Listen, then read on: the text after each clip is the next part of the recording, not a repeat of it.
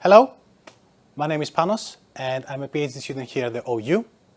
And today we're going to talk about my project, which is bioplastics in museum. Bioplastics are coming up and we're seeing more and more of them at museums. And today we're going to speak about the importance of preserving them and more specifically cleaning.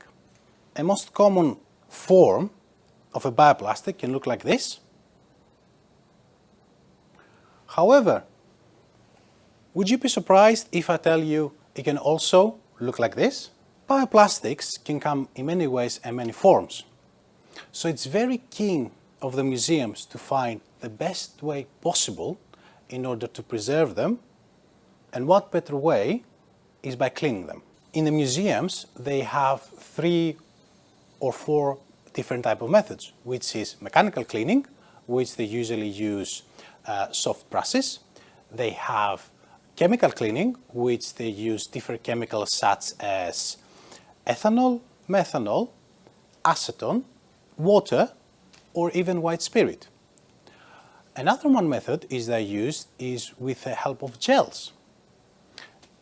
So today we're going to look at the second category, which is chemical cleaning.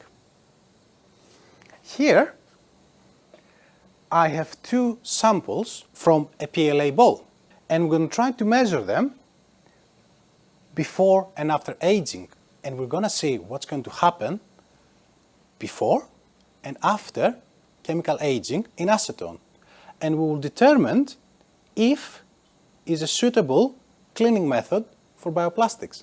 What we're going to test is a PLA or polylactic acid bowl. As you can see here, on my right side, we have a piece of the bowl that's not been aged. On my left side, we have a piece of the bowl that is actually aged for 2 days, immersed in acetone. As you already see, there's quite a bit of differences. In order to quantify that change, we're going to use a colorimeter.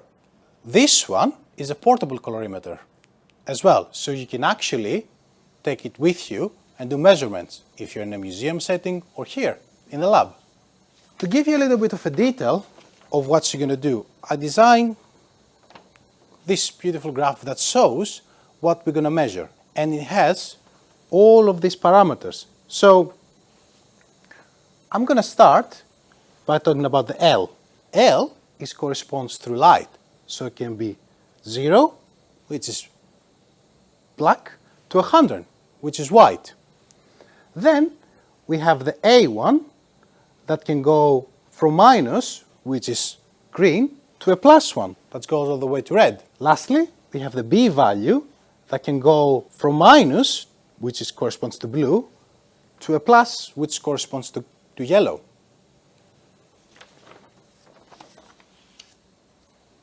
So now I'm trying to take my first measurement, which I place my PLA ball under the colorimeter, and I press to take a measurement.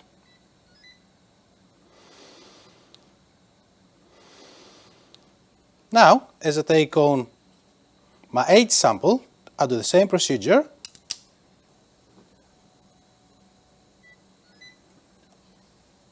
And then we have the next measurements. After we take our second measurement, we can now measure the delta E, which is the distance between 2 colors. Now, if the number is above 1, we can actually see the difference between those 2. If it's less than 1, it's not visible. Now, as we can see in this graph, the value is 5, which actually makes sense if you have a look of the unaged sample to the aged ones. As I mentioned before, it's very visually impaired, the differences. And this is how we use to quantify the surface and color changes of PLA. So far in our research, we can see that acetone is not the best candidate for cleaning of bioplastic objects. We have discovered that of all the 4 solvents I mentioned before, ethanol is one of the best candidates for cleaning surfaces of bioplastic, and more specifically, PLA. So our goal, and in our future research, is to impact future guidelines for upcoming museum objects such as bioplastics.